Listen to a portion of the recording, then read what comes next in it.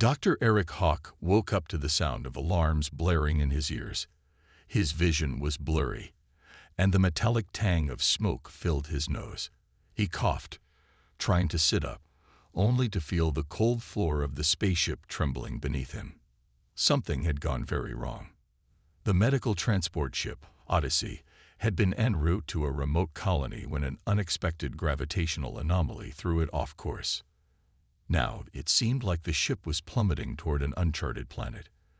The emergency lights flickered, casting eerie red shadows over the control panels, most of which were cracked or sparking.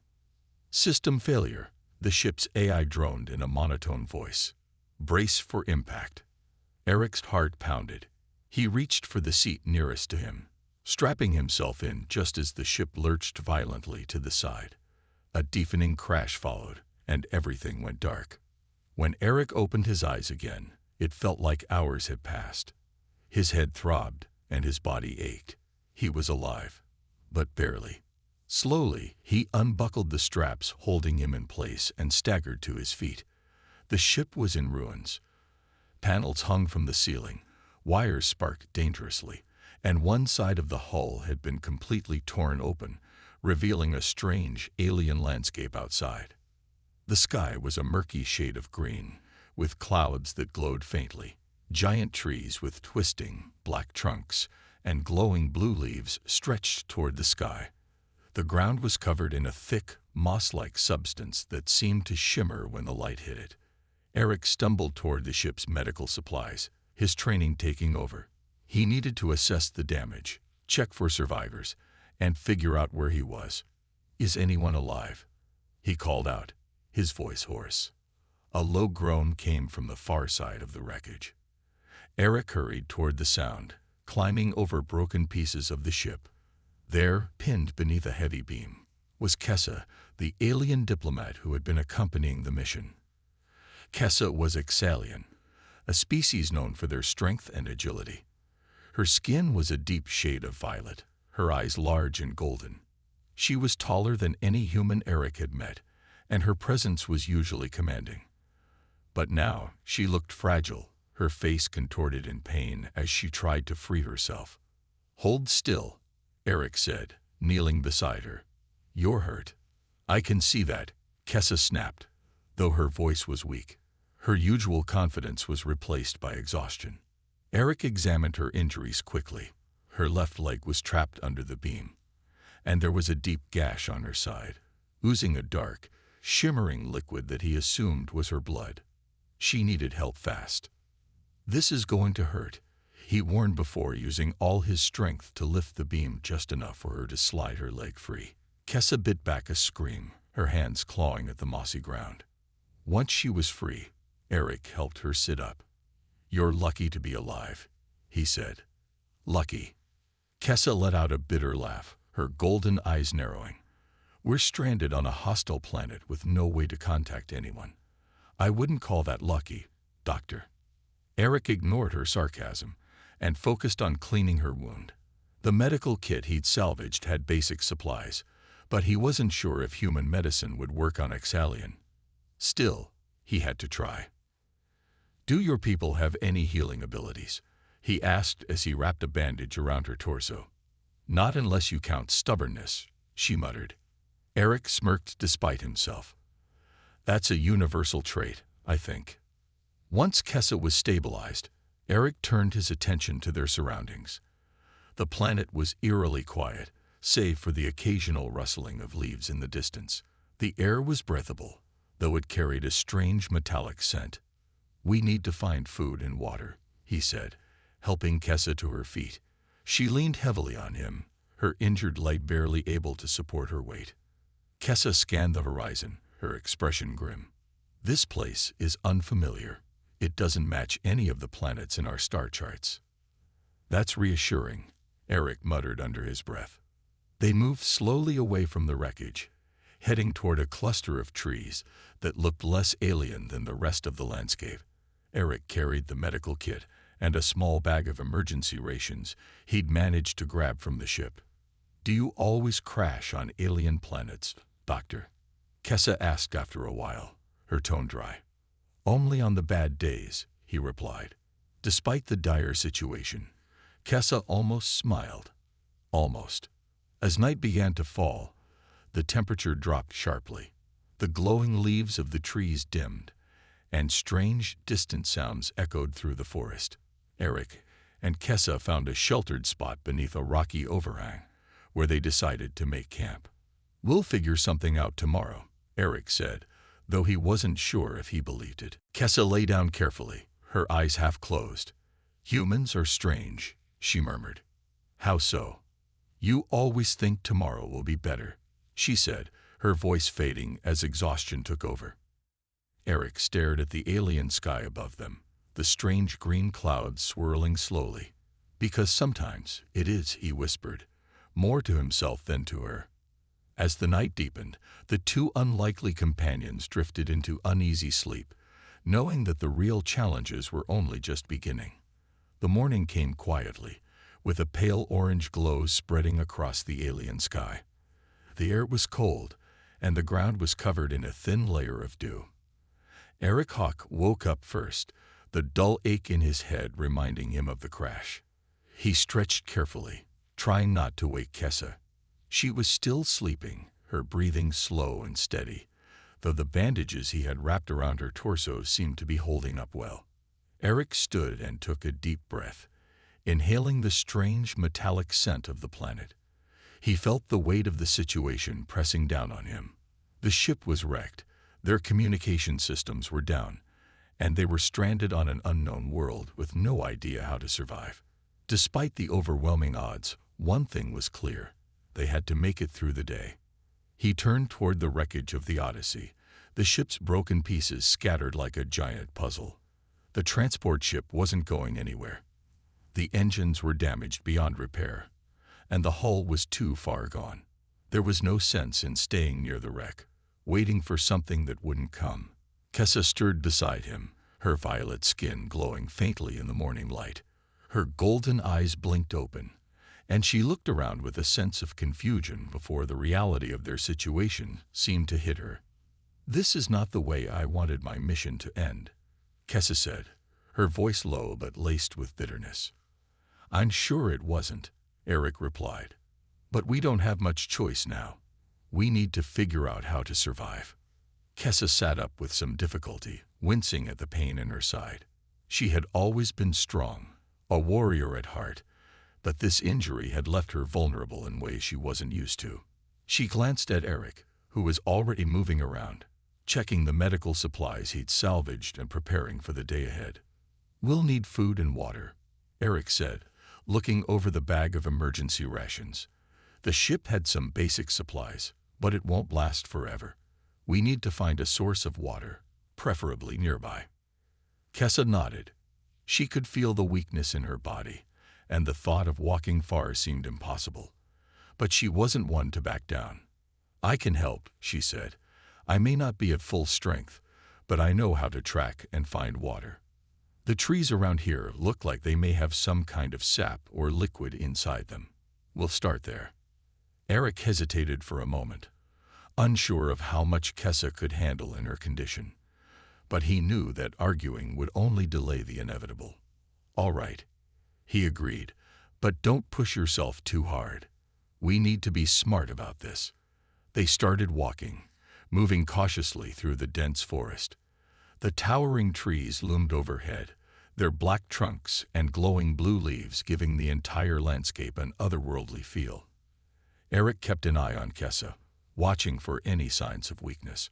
She limped slightly, her injured leg causing her to favor the other one, but she didn't slow down. As they ventured deeper into the forest, Kessa's sharp eyes scanned the environment. The air was thick with moisture, and strange creatures could be heard rustling in the underbrush. Eric kept his focus on the task at hand. He needed to find food, and he needed to find it fast. They reached the base of one of the massive trees, where Kessa knelt and inspected the trunk. She ran her fingers along its surface, her expression thoughtful. "This tree produces a sap," she said, pointing to a small crack in the bark.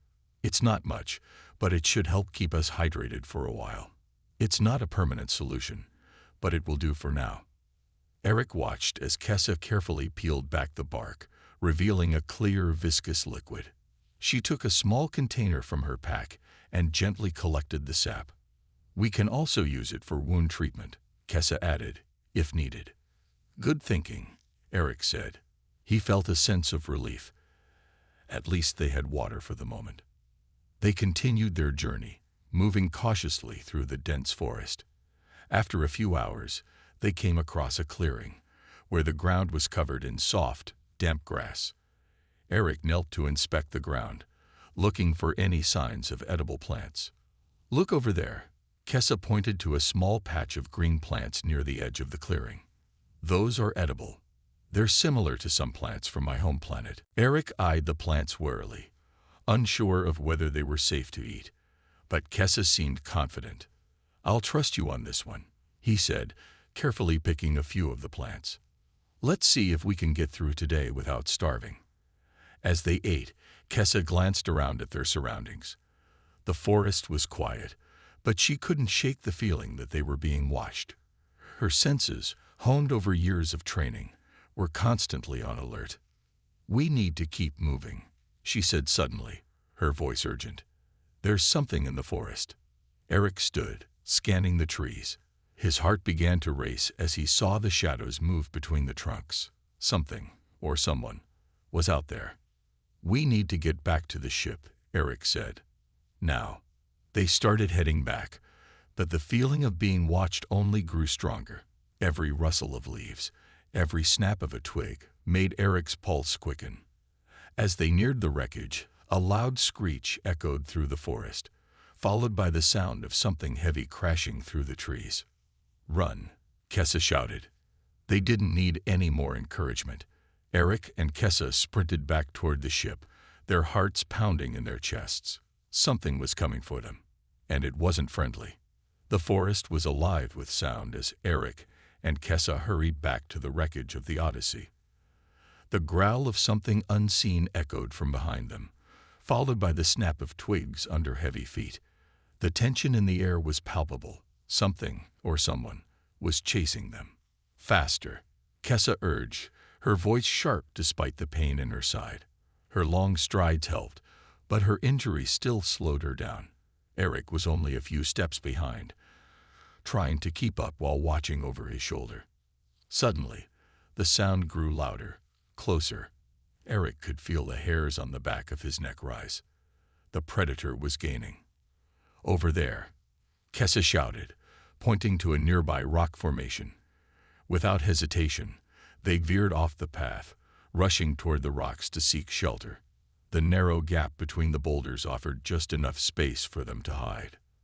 They crouched down, holding their breath as the creature, or creatures, drew closer. Eric's heart was pounding in his chest. His medical training hadn't prepared him for this. He had no weapons, no real way to defend themselves. The predator stopped just outside the rocks, its low growls vibrating the air.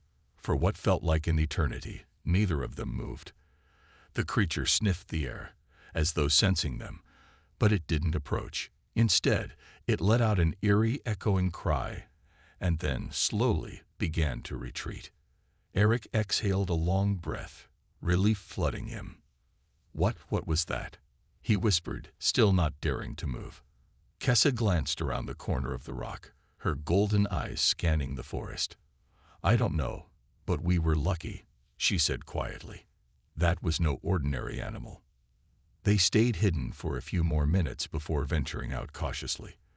The forest was silent once more, but the unsettling feeling remained. "Let's get back to the wreckage," Eric suggested, glancing at Kessa. She was still limping, her face tight with pain. Kessa nodded, though she didn't say anything. She was clearly exhausted, and the physical toll of their escape was beginning to show. Back at the wreckage of the Odyssey, they finally allowed themselves a moment to breathe. The ship's remains still smoldered faintly, but it offered a sense of shelter, a temporary safe haven. Eric helped Kessa settle against the side of the wreck, offering her a ration from the emergency supply pack. They ate in silence, the events of the past few hours hanging heavily between them. When they finished, Eric spoke first. "We need to talk." Kessa looked at him, her golden eyes sharp but guarded. "About what?" "I don't believe you told me everything when we first met," he said, his voice calm but insistent. "About your mission. Your people. You're not just a diplomat, are you?" Kessa's expression hardened, and she turned away from him, staring at the smoldering remains of the ship. She didn't answer for a long moment, and Eric waited. Finally, she spoke, her voice quieter than before. "No, I'm not just a diplomat." Eric stayed silent, letting her choose how much she wanted to reveal. "I was sent here on a covert mission," Kessa continued, her eyes narrowing. "My people, the Exalians, have been at war for centuries. Not all of us want the war to end, but there are those who do. I was sent to negotiate a peace treaty with a nearby species, one we've been in conflict with for generations. But there are factions within my own government who don't want peace. They want to keep fighting." Eric sat down next to her, trying to process her words. So this wasn't just a diplomatic mission. It was a mission to stop a war. Kessa nodded. "Yes, but I was betrayed. Someone within my own ranks tipped off the enemy. That's why we were attacked. That's why the ship crashed." Eric frowned, his mind racing. He had thought that Kessa was just another diplomat, here to represent her people. But now it seemed she had been caught in something far more dangerous and far more personal. "Is that why you didn't tell me the full truth?" he asked carefully. "Because you didn't trust me." Kessa's eyes flickered with a mix of emotions, but she didn't look at him. "I trust you more than you think," she said, her voice soft. "But the truth could endanger you, and right now I need you to focus on survival, not on the politics of my world." Eric nodded, understanding the weight of her words. "I get it, but I can't just sit by and pretend nothing's wrong. We're in this together, Kessa. We can help each other." Kessa met his gaze, her expression softening just slightly. "Maybe. But first, we need to survive. After that, we can talk about the rest." There was a long silence between them as they both turned their attention to the wreckage of the Odyssey. The calm was short-lived as the reality of their situation set back in. They were stranded on an alien planet, hunted by unknown creatures, and surrounded by dangers they couldn't yet comprehend. "I don't know if I can fix the ship," Eric admitted, breaking the silence. "I don't have the tools or the parts. We're stuck here." Kessa's eyes flickered with thought. "Maybe not for long," she said quietly. "I know how to find resources, and there might be more to this planet than meets the eye." Eric glanced at her, sensing that there was still much more she hadn't shared. But for now, he didn't press further. They spent the rest of the day working together, gathering what they could from the wreckage and trying to assess their next steps. But even as the hours passed, a sense of unease lingered in the air. There was something more at play here, something that neither of them fully understood. And as night fell once more, the eerie silence of the planet pressed down around them, leaving them both with a feeling that danger was still lurking just beyond the trees. The night was colder than usual, and the distant howls of unknown creatures filled the air. Eric and Kessa sat huddled beneath the rocks, their fire just a faint glow in the darkness. The quiet was unsettling. Despite their exhaustion, neither of them could sleep. The forest outside seemed to breathe, alive with secrets they couldn't understand. "We should take turns keeping watch," Eric suggested, his voice low. "We can't risk falling asleep. Not with whatever is out there." Kessa nodded, her golden eyes scanning the darkness. She was still hurting from the injury, but the pain was becoming a dull ache she could ignore for now. There was something more pressing than her injury, something that had been gnawing at her since they first stepped onto this planet. She didn't know what it was yet, but her instincts screamed at her to stay alert. Eric took the first watch, his eyes trained on the shadows beyond the firelight. He felt strangely exposed out here, as if they were being watched. The trees, their black trunks twisting like arms, stood silent but imposing, and the glowing leaves above them barely gave off enough light to see more than a few feet ahead. Hours passed, and Eric could feel the weight of the planet pressing down on him. It wasn't just the unknown creatures, or the vast, endless forest. It was something more, something ancient. A sudden rustling broke the silence. Eric's heart skipped a beat as he stood up, his hand reaching instinctively for the knife at his side. Kessa had sensed it too. Her eyes narrowed as she peered into the darkness, her violet skin blending with the night. Whatever was out there, it was moving closer. The rustling stopped, replaced by a quiet, almost imperceptible footfall. "I hear it," Kessa whispered. "Something is out there." Eric's grip tightened on his knife. The shadows were deep, and every sound felt like it came from all directions. He had no idea what kind of creature was stalking them, but he knew one thing: it wasn't going to be friendly. Before he could say anything, a figure stepped out from behind a large tree. Kessa immediately stood, her posture defensive. Eric's eyes widened in shock as he saw the figure more clearly in the dim light. It was a humanoid figure, tall, with skin that shimmered in shades of deep red and silver. Its face was almost human, but the features were sharper, more angular. The creature wore clothes made from some kind of skin, and its eyes were glowing a faint green. "Stay back," Kessa shouted, her voice firm as she stepped in front of Eric. The creature didn't move. Instead, it tilted its head, studying them both silently, as if trying to figure them out. Its gaze lingered on Kessa for a moment longer than it did on Eric, and then, with a fluid motion, it raised a hand in a gesture that could have been peaceful or threatening. Kessa's stance remained tense. She didn't trust this thing, not for a second. "Who are you?" Eric asked, trying to keep his voice steady. His hand was still clutching the knife, but he didn't want to provoke the creature unless absolutely necessary. The figure didn't answer. Instead, it made a sound, a low hum, like a song carried on the wind. The sound seemed to vibrate in the air, resonating with something deep inside Eric. "I think it's trying to communicate," Kessa murmured, "but I'd never heard anything like this before." The creature's green eyes glowed brighter for a moment. Then, with another swift movement, it stepped back into the shadows, vanishing as quickly as it had appeared. Eric blinked, trying to process what had just happened. What in the world was that? "I don't know," Kessa replied, her voice thick with uncertainty. "But I've seen those before. They're called the Orcs. They're native to this planet." "Orcs," Eric repeated, frowning. "I've never heard of them." "They're an ancient species," Kessa explained. "Not much is known about them. They're elusive and rarely seen, but they've been around for longer than most of the other species on this planet. Some believe they're just myths. But now, I'm not so sure."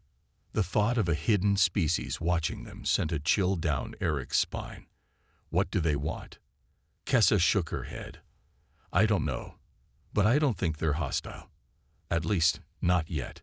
They seem to be more curious." "Curious," Eric echoed, still unsure of what to think. "That's a bit of a relief, I guess." For the rest of the night, they stayed alert, though the Orcs didn't return. Kessa sat up for the second watch, her eyes flicking back and forth as she thought about what had just happened. She knew this was just the beginning. The Orcs, though mysterious, weren't the only challenge they would face on this planet.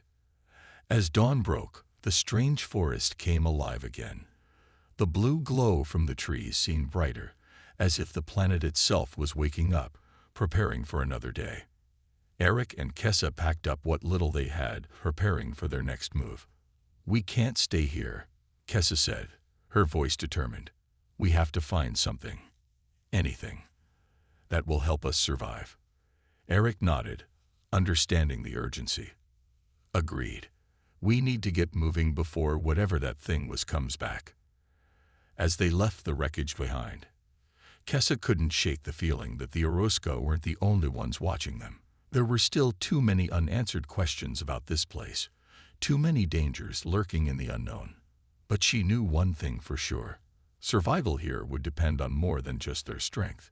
It would depend on how well they could navigate the secrets this planet held, and whether they could uncover the truth before it was too late. The air was thick with humidity as Eric and Kessa made their way deeper into the forest. The path they followed was barely visible, marked only by the occasional broken branch or disturbed patch of earth. Despite the strange beauty of the alien landscape, the unease they both felt hung like a cloud between them. They couldn't shake the feeling that they were being watched.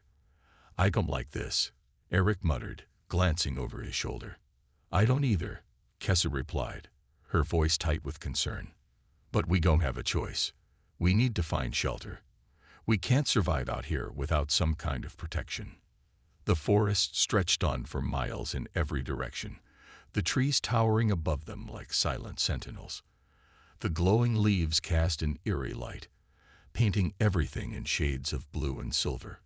Eric could hear strange sounds from the trees, whispers and soft growls, and he wasn't sure whether it was the wind or something more dangerous. Kessa led the way, her steps quick and purposeful despite the pain in her side. She was determined to keep moving, even if it meant pushing her body beyond its limits. She had been in worse situations before, and this one was no different. The crash, the strange creatures, and the unknown planet, they were just more challenges to overcome. "Do you think the Orosca will come back?" Eric asked, trying to break the silence. Kessa shook her head. "I'm not sure. They're unpredictable. But I don't think they're our main problem. Not right now." Eric raised an eyebrow. "Then what is?" "The creatures we heard last night," Kessa said, her voice lowering. "There's something else on this planet. Something more dangerous." "Great," Eric muttered. "Just what we need." Kessa didn't reply. Her gaze was fixed ahead, her sharp eyes scanning the dense forest for any signs of movement. She could feel it now, the weight of being so far from the crash site, so far from the wreckage that had given them a sense of safety. The further they went, the more the planet seemed to come alive around them. The air felt heavier, and the strange hum of the forest grew louder. Hours passed, and the sun was beginning to set. The dim light from the glowing leaves above made it hard to tell the time. But Kessa knew they had been traveling for too long. They needed to rest. "We should stop," Kessa said, her voice almost a whisper. "We can't go much further in the dark." Eric nodded in agreement. "We'll set up camp here. We'll need to keep our guard up, though." They found a small clearing near a stream, the water rushing over smooth rocks with a soothing sound. It was the first sign of natural resources they had come across, and both of them were relieved. They set up a small camp, using the few supplies they had left. The fire was small but enough to keep the dark at bay. As they sat around the fire, the tension between them seemed to ease just a little. Kessa still felt the burn in her side, but she wasn't going to let it slow her down. She needed to stay sharp, and that meant keeping her focus on survival. "Tell me more about your people," Eric said suddenly, breaking the silence. "The Xalians." Kessa looked at him, surprised by the sudden shift in conversation. She had never really talked about her home or her people, but the curiosity in Eric's voice made her pause. "What do you want to know?" Kessa asked, her tone cautious. "You said you were sent here to negotiate peace," Eric said, "but you didn't tell me why. What happened back on your world?" Kessa hesitated, unsure of how much to reveal. She had already told him about the betrayal, but there was more, so much more, that she hadn't shared. It wasn't that she didn't trust him, it was just complicated. "We've been at war for generations," Kessa said slowly. "It's not something that just started. It's something that's been building for centuries. My people, the Xalians, are divided. Some of us want peace, but others want more power. The war has torn our world apart, and I was sent to negotiate a treaty with one of our enemies. But that's where things went wrong." Eric listened carefully, his eyes narrowing in thought. "So, you were a peacekeeper?" Kessa nodded. "Something like that. But I'm not the only one with a mission. There are others, people who believe in keeping the war alive. They'll do anything to stop me." Eric thought about this. He had known people like Kessa before, People caught in the middle of larger conflicts, trying to do the right thing. But it was always more complicated than it seemed. "So what now?" he asked. "What happens if we get out of here? Back to your people?" Kessa didn't answer right away. She stared into the fire, her face unreadable. "I don't know," she finally said. "I don't even know if I can go back. I've already failed my mission." "Maybe not," Eric said, trying to offer some hope. "You're still alive. You can still try. We can still try." Kessa looked at him, her golden eyes catching the firelight. "I don't know if it's that simple." Before Eric could reply, the sound of footsteps interrupted their conversation. A low, deliberate thud echoed through the forest, followed by the sound of something crashing through the trees. The hairs on the back of Eric's neck stood up. Something was coming. Something big. Kessa immediately stood, her posture alert. "It's not the Oroska," she muttered, her voice tight. "This is something else." Eric stood as well, his eyes scanning the darkness. The sound was getting closer. Whatever it wasn't trying to hide. "Get ready," Kessa said, her hand moving to her side, where a knife, one of the few weapons they had left, was tucked away. They both took a defensive stance, their hearts racing as the noise grew louder. Eric's grip on his knife tightened, his mind racing for a plan. Whatever this was, they weren't going down without a fight. The sound grew louder, unmistakable now. Whatever was approaching wasn't trying to hide. Eric's heart pounded as he gripped his knife tighter, his muscles tense and ready. Kessa stood beside him, her sharp eyes scanning the darkness, her every sense on high alert. The crashing sounds from the forest weren't coming from a creature moving cautiously. No, this was something powerful, something that wanted to make its presence known. The ground beneath their feet seemed to vibrate with each heavy step. Kessa motioned for Eric to stay low. They crouched behind a thick cluster of bushes, trying to stay out of sight, but their eyes never left the trees. Eric's breath was shallow as he tried to calm himself. He didn't know what was coming, but he knew it wasn't going to be good. A massive shadow moved through the trees, its shape barely visible against the moonlight filtering through the canopy. The creature was huge, easily the size of a bear, but far more terrifying. It had large, glowing eyes that pierced the darkness, and long claws that scraped against the ground with each step. "What is that?" Eric whispered, his voice barely audible. Kessa's eyes narrowed. "It's a Karzor, a predator species. They hunt in packs." Eric's breath caught in his throat. He had read about the Karzor, large, brutal creatures that were nearly impossible to avoid once they locked in on a target. And the worst part, they were known to be smart, working together to bring down larger prey. "Great," he muttered. "How many?" Kessa didn't answer. Instead, she kept her eyes fixed on the creature, which was now pacing just outside the clearing. It sniffed the air, its glowing eyes flickering as it searched for any sign of movement. Its huge jaws clicked together in hunger, saliva dripping from its sharp teeth. "Stay quiet," Kessa hissed. "If we make even the slightest sound, it'll attack." Eric's mind raced.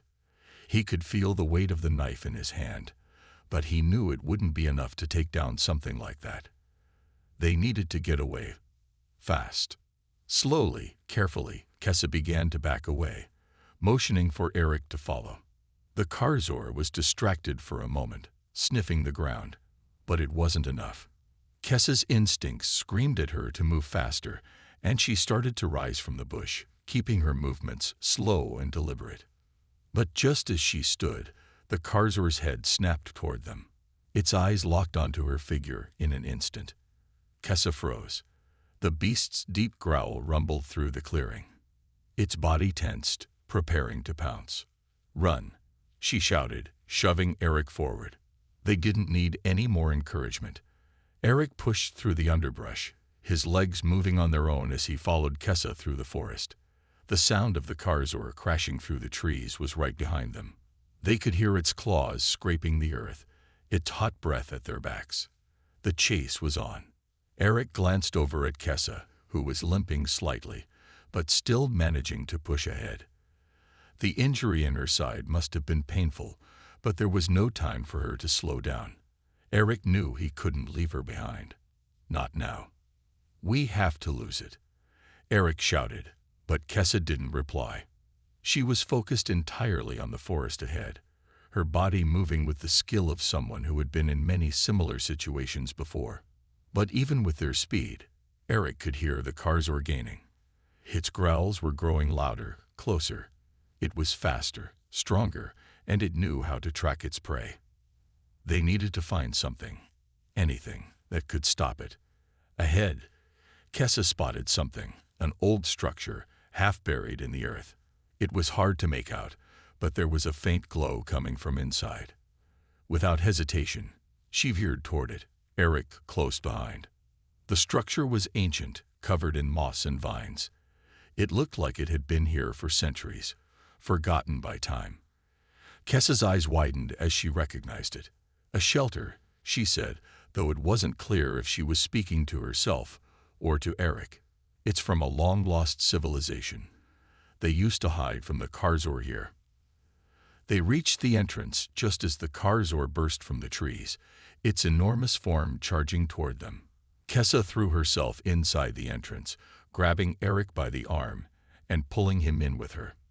The door slammed shut just as the beast lunged, its claws scraping against the stone. The sound was deafening, but the door held. Eric and Kessa were safe. For now, they backed away from the entrance, gasping for breath. The Karzor's growls were muffled now, but still threatening. It was pacing back and forth outside, knowing they were inside but unable to get to them.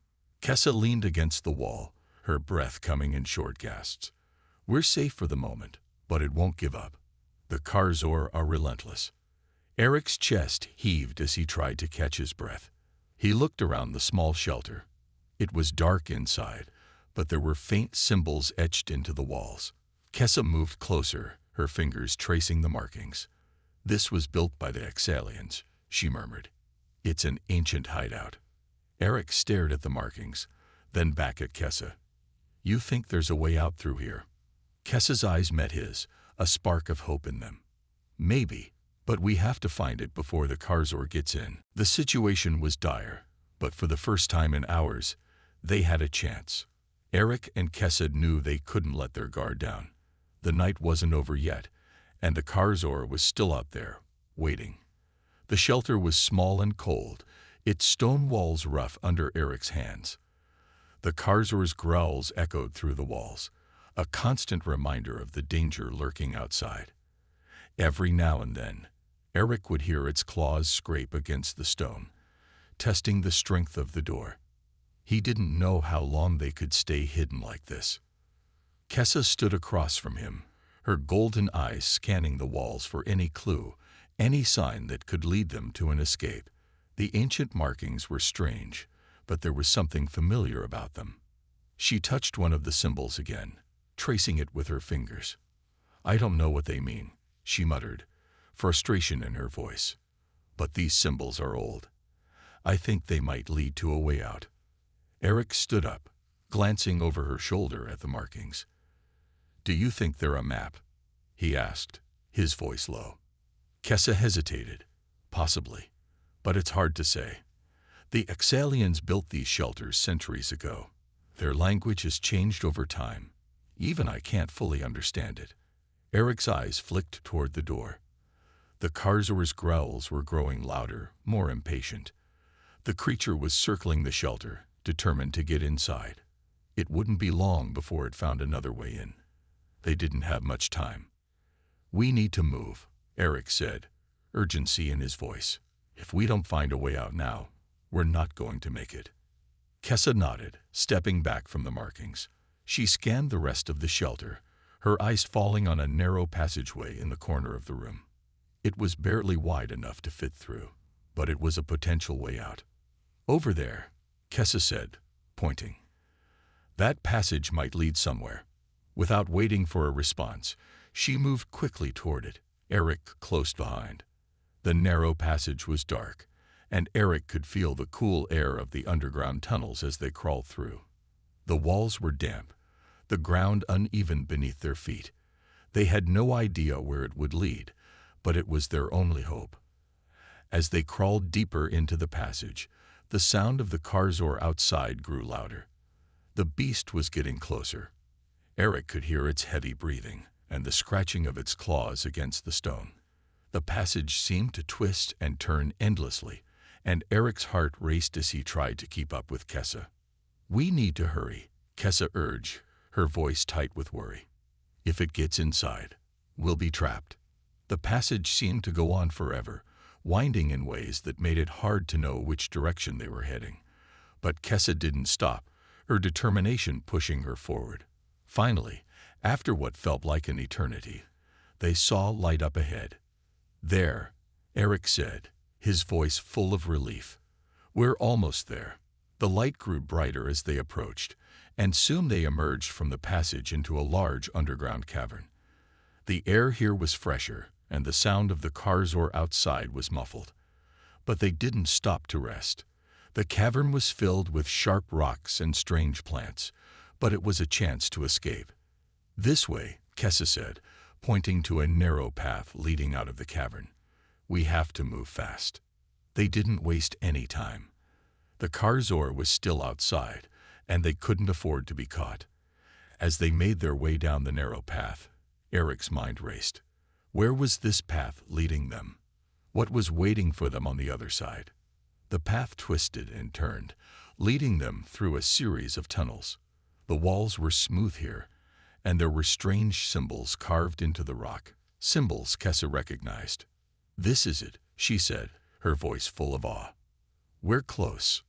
Eric glanced at her. "Close to what?" "To the heart of the Xalian underground," Kessa replied. "This is where we hid from the Karzor long ago. If we can reach the heart, we'll be safe." They continued forward, their pace quickening as they approached the heart of the tunnels. The walls began to glow softly, and the air felt charged with energy. Eric could feel the change in the atmosphere as they moved deeper. This was no ordinary place. "Wait," Kessa said suddenly, holding up a hand. She looked around, her eyes narrowing. "Something's wrong." Eric stopped beside her, his hand on the hilt of his knife. "What is it?" Kessa pointed to a series of symbols carved into the walls. They were different from the others, darker, more jagged. "This is a warning," she said quietly. "We're not alone." Before Eric could ask what she meant, a loud, rumbling sound echoed through the tunnels. The ground beneath their feet trembled, and a strange alien noise filled the air. Something was moving deep within the heart of the tunnels. "What is that?" Eric asked, his voice full of dread. Kessa didn't answer. She was already moving forward, her pace faster now. "Stay close," she said. "We don't have much time." They ran through the tunnels, the sound of whatever was lurking behind them growing louder. The walls seemed to pulse with a strange energy, as if they were alive. Finally, they reached a large chamber at the heart of the Xalian underground. It was vast, with towering structures made of stone and metal. In the center, a glowing crystal pulsed with energy. "That's it," Kessa said, her voice full of wonder. "The heart of the Xalian refuge.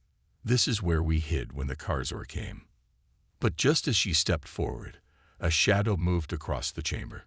Eric turned, his heart sinking. The Karzor had found them. It was here. "Run," Kessa shouted.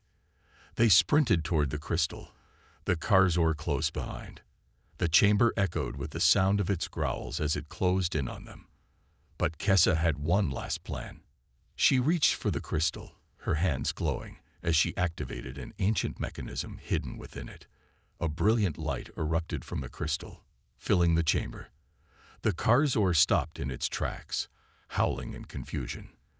The ground beneath it began to crack, and the creature's eyes widened in panic. Eric grabbed Kessa's arm and pulled her away. The crystal's power was holding the Karzor back, but they didn't know how long it would last. "We need to go," Eric urged, pulling her toward an exit on the far side of the chamber. Together, they ran, knowing that their only hope now was to escape before the Karzor could break free. The path ahead was still uncertain, but for the first time in a long while, they had a chance.